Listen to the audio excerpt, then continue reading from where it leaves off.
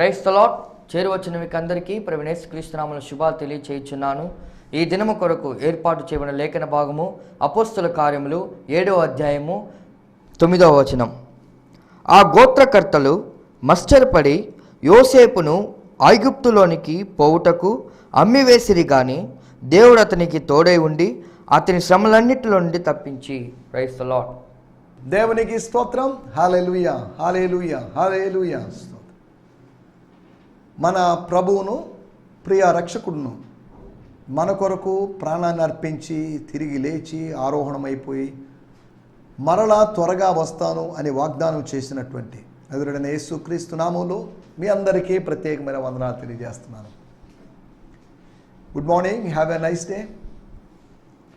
మరొక పర్యాయము దేవుని సేవకునిగా దేవుని వాక్యాన్ని చేతపట్టుకొని దేవుని బిడలైన మీ దగ్గరికి రావడానికి దేవుడు నాకు ఇచ్చిన అవకాశాన్ని బట్టి దేవుని స్తుతిస్తున్నాను. స్తోత్రం.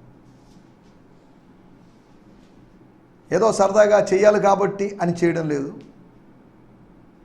చేయవలసిన భారాన్ని దేవుడు నా మీద ఉంచాడు. టీవీ పరిచర్య సులభమైన పరిచర్య ఏం కాదు. స్థానిక సంఘంలో వాక్యం చెప్పడం సులభం. అంటే టీవీలో వాక్యం చెప్పడం అతి కష్టమని నేను అనడం లేదు. దీనికి ఎన్నో సోర్సెస్ని మనం వనరులు సమకూర్చుకొని మానసికంగా సిద్ధపడి ఆర్థిక వనరులు సమకూర్చుకొని రావాలి. ఒక వీధిలో ప్రసంగిస్తున్నప్పుడు ఇవన్నీ అవసరం లేదు. ఒక మందిరంలో ఒక ఇంట్లో ప్రసంగిస్తున్నప్పుడు ఇవన్నీ అవసరం లేదు. దేవుని స్తోత్రం. ఆ ప్రసంగాన్ని ఒకసారి వినేసి అయిపోతుంది అక్కడితో. కానీ ఈ ప్రసంగం మళ్ళీ రిపీటెడ్గా వినేటువంటి అవకాశం ఉంది. సమయంలో ఈ పరిచర్య కొరకు గిడియోన్ మిషన్ చర్చ్ జిఎంసి అనేటువంటి మా స్థానిక మందిరం శాంతినగర్ 6వ వీధిలో ఉన్నటువంటి మందిరం. దానికి బోర్డు లేదు, సపరేట్ మందిరం లేదు, సపరేట్ ఆర్కెస్ట్రా లేదు, సౌండ్ సిస్టమ్ అంటూ లేదు. అయినప్పటికీ కూడా గత 18 సంవత్సరాలుగా ప్రభు మమ్మల్ని నడిపిస్తూ ఉన్నాడు. ఈ నెలలోనే 12, 13 తేదీల్లో వార్షికోత్సవ సందర్భంగా, యానివర్సరీ సందర్భంగా 2 రోజులు కూడికలు ఏర్పాటు చేశాం. మీలో కొంతమంది కూడికలకు వచ్చారని నేను భావిస్తున్నాను. అందుని బట్టి నేను దేవుని స్తుతిస్తున్నాను. ప్రభుచితమైతే నవంబర్ నెలలో యవనస్తుల కూడిక పెట్టాలనేటువంటి ఆలోచనలో ఉన్నాం. దాని కొరకు దేవుడు వనరులు సమకూర్చాలి. దేవుడు సమకూర్చినప్పుడు ఒక మంచి ప్రసంగికుని, మంచి దేవుజుని తీసుకొని వచ్చి మంచి వాక్యాన్ని వినిపింపజేయాలంటే ఆలోచన నా మనసులో ఉంది. దీనికి చిన్న కార్యక్రమం అన్నా కానీ 40,000, 50,000, 60,000 కావాల్సిన పరిస్థితి.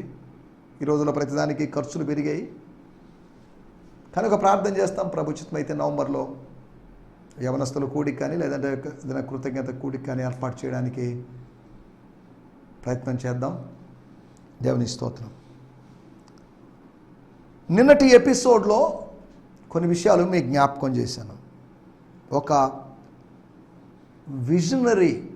విజన్ కలిగిన వాని యొక్క క్యారెక్టర్స్. వాడు అసూయపడనటువంటి అనుభవంలో ఉంటాడని. అందరూ అసూయపడవచ్చు, అందరితో కలిసి మనం అసూయపడడానికి వెళ్ళేది. అరే వీళ్ళందరూ ఒకే తండ్రి బిడ్డలు, వాళ్ళందరూ అసూయపడి ఇతను అసూయపడకపోవడానికి కారణం ఏంటి?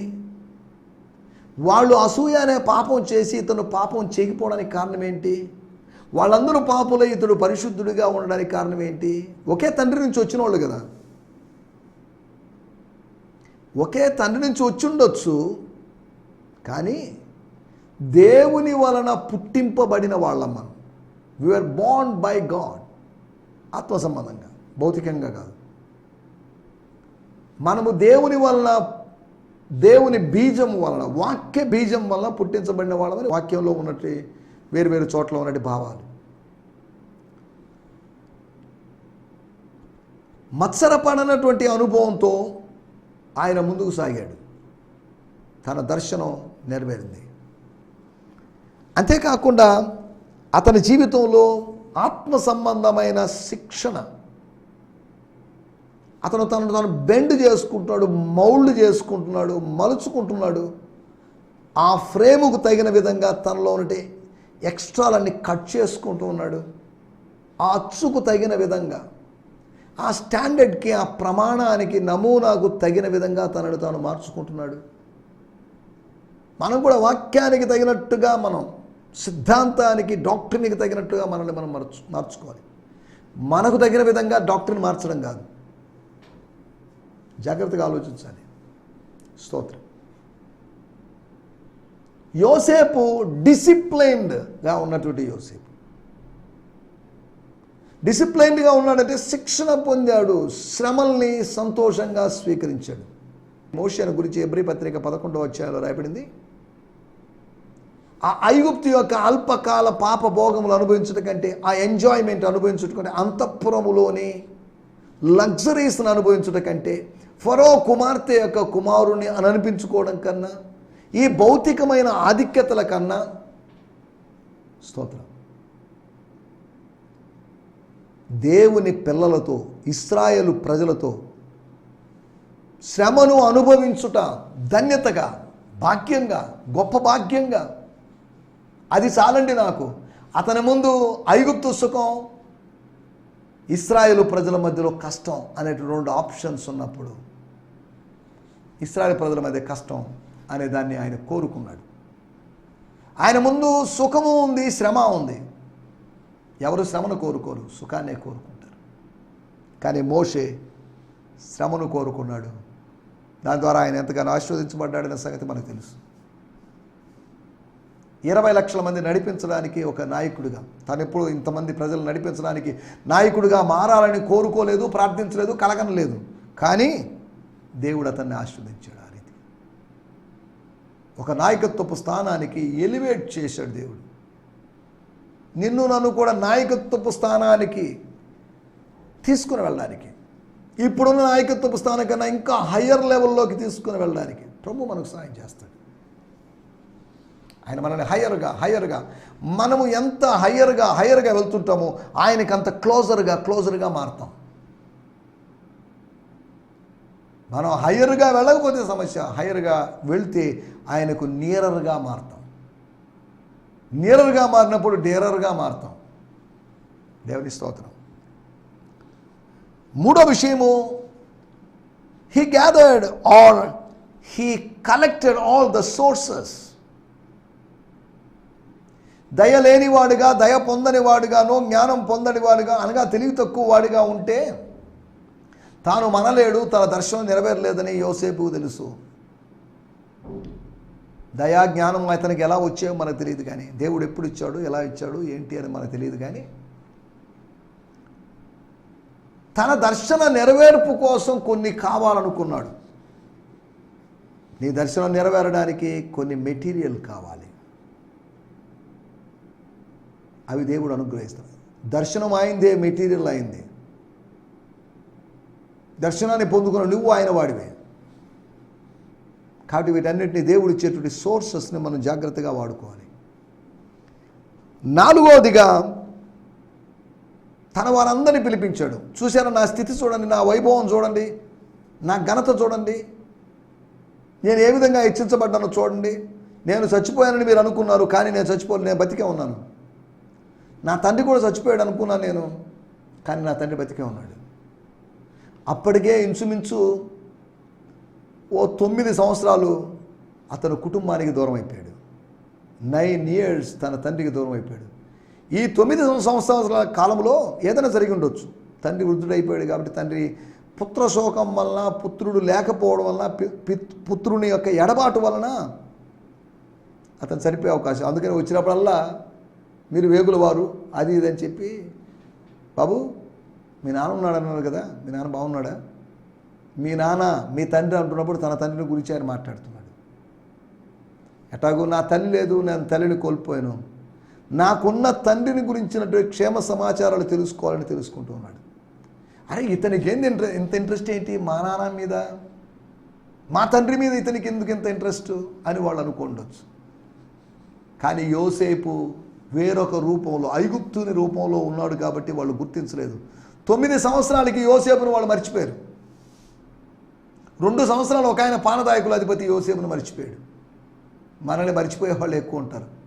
గుర్తుపెట్టుకునే వాళ్ళు తక్కువ. అరే మీరు ఉన్నారు కదా, మీరు ఇప్పుడు గుర్తొచ్చారు బ్రదర్, సిస్టర్ మీరు ఇప్పుడు గుర్తొచ్చారు. యోసేపును 2 సంవత్సరాలు మర్చిపోయిన పానదాయకుల అధిపతి, యోసేపును సుమారు 9 సంవత్సరాలు మర్చిపోయినట్టు సోదరులు, యోసేపుని మరిచిపోయినటువంటి, చనిపోయినటువంటి యోసేపును మరిచిపోయినటువంటి కొత్త రాజు. చూడండి, మనల్ని గుర్తుపెట్టుకునే వాళ్ళు ఎక్కువ అనుకుంటాం, ఒకటిదే. మనల్ని మర్చిపోయేవాళ్ళు, మనల్ని అలక్ష్యం చేసేవాళ్ళు, ఆవాడు పట్టించుకోదగినోడు లేదా గుర్తుపెట్టుకోదగినవాడు అంత గొప్పవాడేం కాదు కదా అన్న విధంగా ప్రవర్తించేవాళ్ళు లేరా? స్తోత్రం. మనం విఐపీలమేం కాదు, విఐపీలు ఎక్కడో కొంతమంది ఉన్నారు, కానీ దేవుని దృష్టికి మాత్రం మనం ప్రత్యేకమైన వాళ్ళం. సరే, మనం ఏదేమైనప్పటికీ మనం ఆలోచిస్తున్నట్టు విషయం, తన దర్శనము యొక్క నెరవేర్పులో భాగంగా తన ఫ్యామిలీ మెంబర్స్ ఉన్నారు, ప్రత్యక్షంగా లేరు, పరోక్షంగా ఉన్నారు. వాళ్ళు అమ్మడం వల్ల తాను ఇక్కడికి వచ్చాడు. కనుక అటువంటి వాళ్ళని వదిలిపెట్టకూడదు. అటువంటి వాళ్ళని, ఎక్కడో ఉన్న వాళ్ళని, ధాన్యము లేకుండా ఉన్న వాళ్ళని, బహుశ్రమ అనుభవిస్తున్న వాళ్ళని తీసుకొని రావాలి. ప్రతీకారం తీర్చుకోవాలని యోసేపు అనుకోలేదు, ప్రేమ ప్రదర్శించాలని చూశాడు. ప్రతీకారం తీర్చుకోవడం ప్రభు బిడ్డల పని కాదు, పరిశుద్ధుల పని కాదు. ప్రతీకారం తీర్చుకోవలసినటువంటి సమయం వచ్చింది, కానీ అతను ప్రతీకారం తీర్చుకోలేదు, రెట్టింపైన ప్రేమను ప్రదర్శించాడు. ప్రతీకారం తీర్చుకునేటువంటి అవకాశం వచ్చినప్పటికీ కూడా ప్రతీకారం తీర్చుకోవద్దు, ప్రేమనే చూపించు. దేవుని స్తోత్రం, హల్లెలూయా. వీటి గురించి మనము నిన్నటి ఎపిసోడ్లో మనం మాట్లాడుకున్నాం. రండి, ఇదైనా మనం దేవుని వాక్యాన్ని ధ్యానించుకుందాం. మన ధ్యానం నిమిత్తమై అపోస్తుల కార్యములు 7వ అధ్యాయము 9వ వచనం, నిన్న మొన్న ఈ వచనం నుంచే కొన్ని విషయాలు ఆలోచించాం. మొదటిగా పితరుల పాపం అనే దాని గురించి ఆలోచించాం, లేదా పితరుల యొక్క పాపాలు అనే దాని గురించి ఆలోచించాం. తర్వాత దార్శనికుడు, విషనరీ గురించి మనం మాట్లాడుకున్నాం. ఈ దినం మనం యోసేపు యొక్క ఆశీర్వాదాల గురించి మనం ఆలోచించబోతున్నాం. Blessings of Joseph. యోసేపు యొక్క ఆశీర్వాదాలు ఉన్నాయా? ఉన్నాయి. అనర్థాలు ఉన్నాయా? ఉన్నాయి. ముందు అనర్థాలు, తర్వాత ఆశీర్వాదాలు, తర్వాత మళ్ళీ అనర్థాలు వచ్చాయని కాదు. కొంతకాలము అనర్థాలు వస్తాయి, ఆపదలు వస్తాయి, ఆర్థిక సమస్యలు వస్తాయి, తర్వాత ఆశీర్వాదాలు వస్తాయి. ఆశీర్వాదాలు వచ్చినప్పుడు ప్రతి అనర్థాన్ని మనం మర్చిపోతాం. ఆశీర్వాదాలు వచ్చినప్పుడు మన ఆశీర్వాదాల్లో కొనసాగుతుంటే మన జీవితం ఆశీర్వాదాలతో ముగుస్తుంది, అనర్థాలతో ముగియదు అనే సంగతిని గుర్తు చేస్తున్నాను. యోసేపు ఆశీర్వాదాలు అంటే, యోసేపు ఆశీర్వాదాలతో మనకేం పనండి అని మీరు అడగొచ్చేమో. అబ్రహాము ఆశీర్వదించబడినట్లుగా మనం ఆశీర్వదించబడతాం. గలతీ పత్రిక 3వ అధ్యాయంలో అబ్రహాము ఆశీర్వాదాల గురించి మనం మాట్లాడుకుంటున్నాం. అబ్రహాము ఆశీర్వాదాలే అబ్రహాము యొక్క గ్రేట్ గ్రాండ్ సన్, అబ్రహాము కుమారుడైన ఇస్సాకు, ఇస్సాకు కుమారుడైన యాకోబు, యాకోబు కుమారుడైన యోసేపు. అబ్రహాము నుంచి 4th జనరేషన్ అయినటువంటి, అనగా ఆదాము నుంచి 24వ జనరేషన్ అయినటువంటి యోసేపు. దేవుని స్తోత్రం. అన్ని జనరేషన్స్ గతించిపోయాయి, 23 జనరేషన్స్ గతించిపోయాయి. 24వ తరములో ఆదాము నుంచి 24వ వాడైనటువంటి యోసేపు యొక్క చరిత్రను మనం చూస్తున్నాం. యోసేపు చరిత్ర మనం ఎందుకు మాట్లాడుకుంటున్నాము అంటే, ఇక్కడ సంఘ చరిత్ర కదంటే అపోస్తుల కార్యములు, మళ్ళీ యోసేపు అబ్రహాము ఏంది ఇదంతా అని మీరు అనుకుంటారేమో. స్టెఫను చేసినటువంటి ప్రసంగంలో విషయాలు మనం ఆలోచిస్తున్నాం. స్టెఫను చేసిన ప్రసంగంలో పాయింట్లో మనం కొద్దిగా డీప్గా వెళ్తున్నాం. అబ్రహాము ఆశీర్వాదాలు డిజైన్ అయిన దిగి వచ్చాయి ఇస్సాకు మీదకి. ఇస్సాకు అనగా ఆశీర్వాదాలు దేవునివే. దేవుని ఆశీర్వాదాలు అబ్రహాము నుండి ఇస్సాకుకి, ఇస్సాకు నుంచి యాకోబుకి, యాకోబు నుంచి యోసేపుకి, యోసేపు నుంచి ఇలా మిగతా వాళ్ళకి వచ్చాయి. యోసేపు నుంచి ఎఫ్రాయిము, మనిషే, తర్వాత ఇలా వచ్చాయి. మనం ఆలోచిస్తున్న విషయాలు ఏంటంటే, 5 ఆశీర్వాదాల గురించి మీకు త్వరగా జ్ఞాపకం చేయబోతున్నాను. How Joseph was blessed. యోసేపు ఆశీర్వదించబడ్డాడు. యోసేపుని గురించి మాట్లాడినా, అబ్రాహాముని గురించి మాట్లాడినా, ఎవరి గురించి మాట్లాడినా ఒక విషయం మాత్రం గుర్తుపెట్టుకోవాలి, అది నా గురించి అనుకోవాలి. నూర్చడి ఎద్దు మూతికి చిక్కం పెట్టద్దు, లేదా కళ్ళములో నూరుస్తుంది ఒక ఎద్దు, దానికి మూతికి చిక్కం పెట్టొద్దనేది. ఇది జంతువుల గురించి రాయబడలేదు, దేవుడు ఎడ్ల గురించి విచారిస్తున్నాడా, కాదు ఇది మన గురించే చెప్పబడిందని అపోస్తలుడైన పౌలు అన్నాడు. బైబిల్ అనేది జంతుశాస్త్ర వృక్షశాస్త్ర పుస్తకం కాదు, ఇది మానవ శాస్త్ర, ఆత్మల శాస్త్ర, పరిశుద్ధ శాస్త్ర పుస్తకం అనేటువంటి సంగతిని మీకు జ్ఞాపకం చేస్తున్నాను. స్తోత్రం. యోసేపు ఆశీర్వాదాలు అంటే ఎక్కడి నుంచి వచ్చాయి? యోసేపుకి ఆశీర్వాదాలు మోషే గారు చెప్పినటువంటి ఒక మాట నాకు మనసులో గుర్తొస్తుంది, నేను దాన్ని మీకు జ్ఞాపకం చేస్తాను. మోషే గారు మోషే గారు యోసేపు గురించి ఎప్పుడు చెప్పాడండి అంటారేమో. యోసేపు యొక్క తరముల గురించి, యోసేపు యొక్క డిజెండెంట్స్ల గురించి ఆయన చెప్పిన మాటలు ద్వితీయోపదేశకాండము 33వ అధ్యాయము స్తోత్రం 16వ వచనం. సంపూర్ణముగా ఫలించు భూమికి కలిగిన శ్రేష్ఠ పదార్థముల వలన యెహోవా అతని భూమిని దీవించును. ఇంపార్టెంట్ మాట. పొదలో నుండిన వాని కటాక్షము యోసేపు తల మీదకి వచ్చెను. ఎవరి కటాక్షము? పొదలో నుండిన వాని. పొదలో నుండిన వాని అంటే నిర్గమకాండం 3వ అధ్యాయంలో మండుచున్న పొదలో ఉన్నవాడు, పరలోకపు పొదలో ఉన్నవాడు. పరలోకాన్ని పొదగా పోల్చామంతవరకు, బుష్గా అంతవరకు. భూలోకంలో ఆ కొండ మీద ఒక పొద ఉంది, అది మండుచున్న పొద, కాలిపోని పొద. కానీ పరలోకం ఒక ప్రత్యేకమైన పొద, ఆ పొదలో ఉన్నాడు. పొదలో నుండిన వాని కటాక్షము యోసేపు తల మీదకి వచ్చింది, అంటే యోసేపు మీదకి వచ్చింది. యోసేపు ఆశీర్వాదాలు పైనుంచి వచ్చాయి, కింద నుంచి కాదు. 13వ వచనంలో రాయబడింది. యోసేపును గురించి మోషే గారు ఇట్టు అన్నారు, ఆకాశ పరమార్థముల వలన, మంచు వలన, కింద కుంగి ఉన్న అగాధ జలముల వలన, సూర్యుని వలన కలుగు ఫలములోని శ్రేష్ఠ పదార్థము, చంద్రుడు పుట్టించు శ్రేష్ఠ పదార్థముల వలన, పురాతన పర్వతముల శ్రేష్ఠ పదార్థముల వలన, నిత్య పర్వతముల శ్రేష్ఠ పదార్థముల వలన. స్తోత్రం.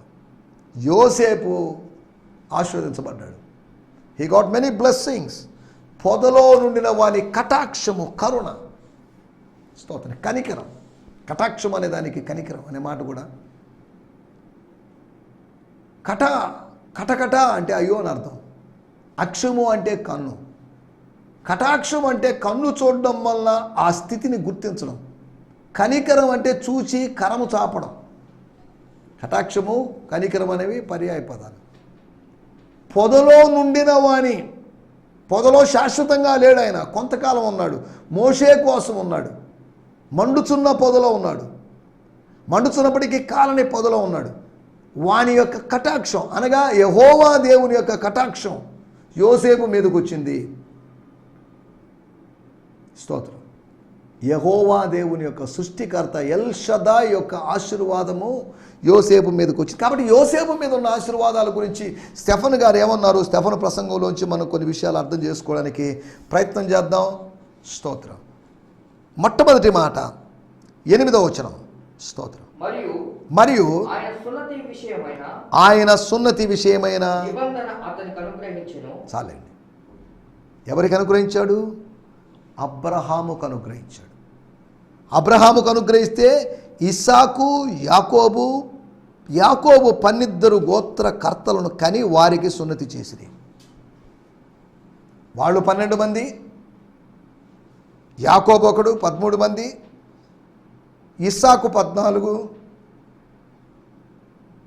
అబ్రహాము 15, లేదా అబ్రహాముకు ముందు లేకపోతే అబ్రహాముతో ఇష్మాయేలు, ఇలా సున్నతి పొందిన వాళ్ళ గురించి రాయబడింది. వారిని కని వారికి సున్నతి చేసను. కని సున్నతి చేసను అంటే దాని అర్థం ఏంటంటే 8వ దినమును సున్నతి చేశారని అర్థం. గమనించండి. అబ్రహాముకు ఇష్మాయేలుకు 8వ దినమును సున్నతి జరగలేదు. అబ్రహాముకు 85 సంవత్సరాల వయసులో సున్నతి జరిగింది.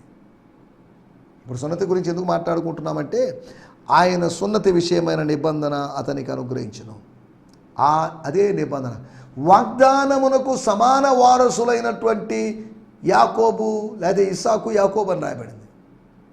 అలాగైతే యోసేపు కూడా సమాన వారసుడే.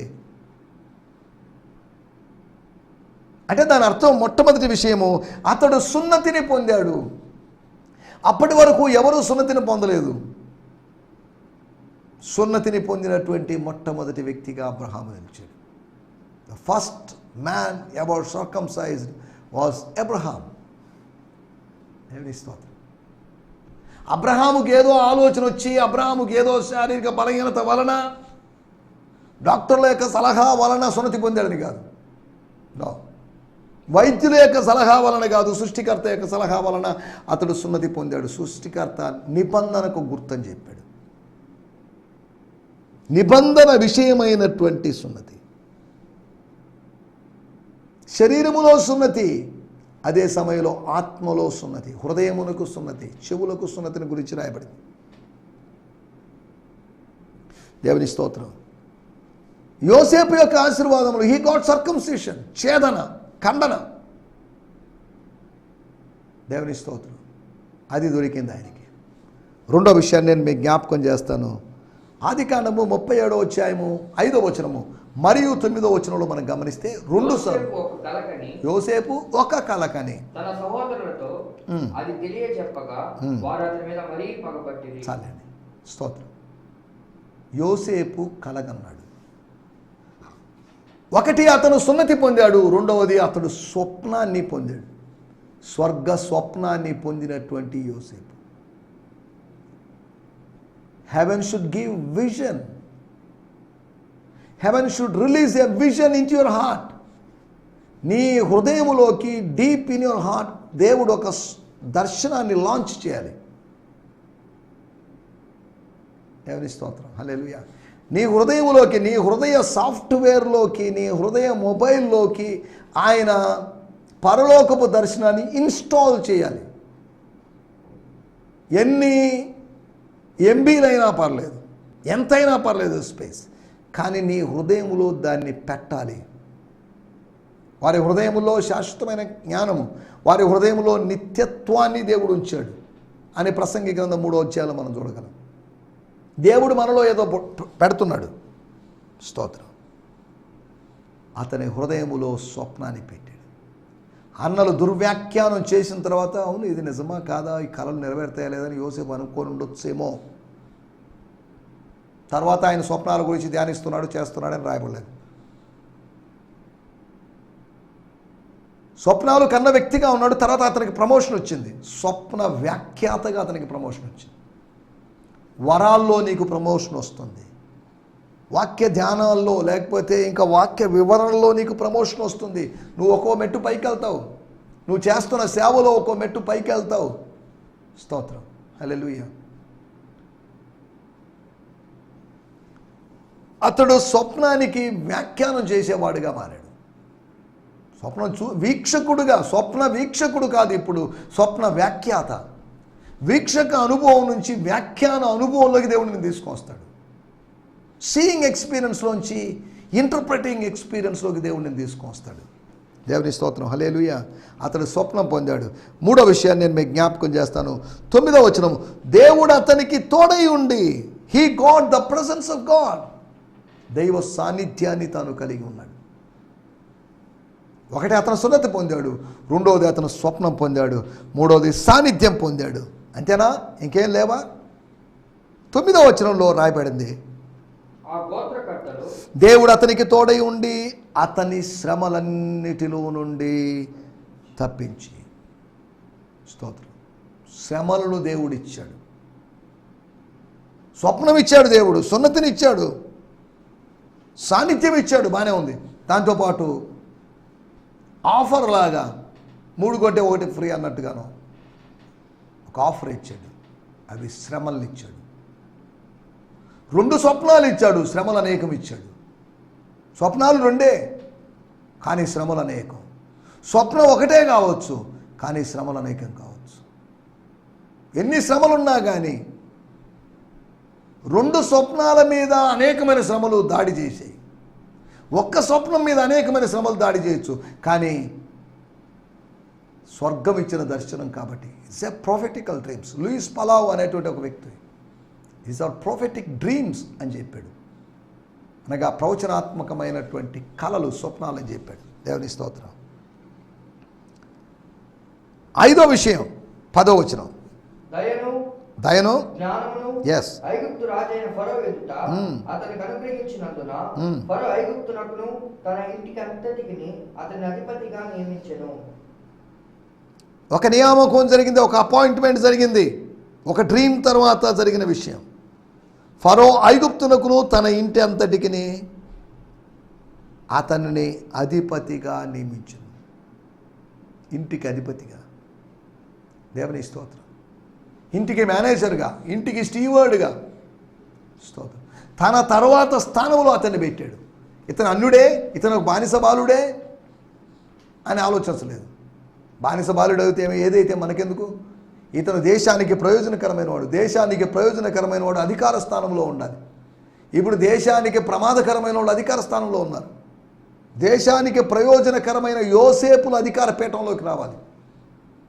దోచుకునేవాళ్ళు, తినేవాళ్ళు, అన్యాయం చేసేవాళ్ళు, అక్రమం చేసేవాళ్ళు కాదు అధికారంలో ఉండాల్సింది.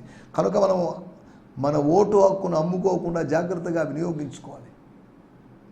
సరే, వాటిలో కూడా లేదు. అతడు సింహాసనాన్ని పొందాడు, అధికారం పొందాడు. He got authority from Pharaoh. అధికారం, సింహాసనాన్ని పొందుకుంటావు. శ్రమల తర్వాత నువ్వు సింహాసనం పొందుకుంటావు. సాన్నిధ్యాన్ని అనుభవిస్తూ శ్రమలను పొందుకున్నట్లయితే, శ్రమల గుండా నువ్వు వెళుతున్నట్లయితే సింహాసనం నీకు సమీపంగానే ఉంది. స్వర్గంలో మన సింహాసనాన్ని పొందుకుంటాం. ఎవరికి సింహాసనం? జయించువానికి. యోసేపు జయించేవాడిగా మారాడు. జయించువానికి నా తండ్రి సింహాసనం మీద నేను కూర్చున్న ప్రకారం వాడిని కూర్చునబెడతాను. జయించేవాళ్ళుగా మనం మారాలి. స్తోత్రం. హల్లెలూయా. జయ జీవితపు అనుభవంలోకి మనం రావాలి. సింహాసనము అనేటువంటి అనుభవం, సింహాసనపు అనుభవం. యోసేపు యొక్క ఆశీర్వాదాలు సున్నతి, స్వప్నం, సాన్నిధ్యం, శ్రమ, సింహాసనం. కాబట్టి యోసేపులాగా ఆశీర్వదించబడి ముందుకు వెళ్ళడానికి ప్రభు మనకందరికీ సహాయం చేయనుగాక. ఆమేన్. హల్లెలూయా. హల్లెలూయా. మీ అందరికీ ఈ సందేశము మీకు ఆశీర్వాదకరంగా ఉందని నమ్ముచున్నాము. ప్రార్థనా అవసరతల కొరకు మమ్మల్ని సంప్రదించవలసిన మా చిరునామా గిద్యోన్ మిషన్ చర్చ్, 6వ వీధి, శాంతినగర్, నెల్లూరు 4, ఆంధ్రప్రదేశ్. పిన్ 524004. మా ఫోన్ నంబర్లు 7036443613 మరి ఒక నంబర్ 9392293010. మా ఈమెయిల్ ఐడి gfihmi2015@gmail.com. దేవుడు మిమ్మును ఆశీర్వదించునుగాక. ఆమేన్.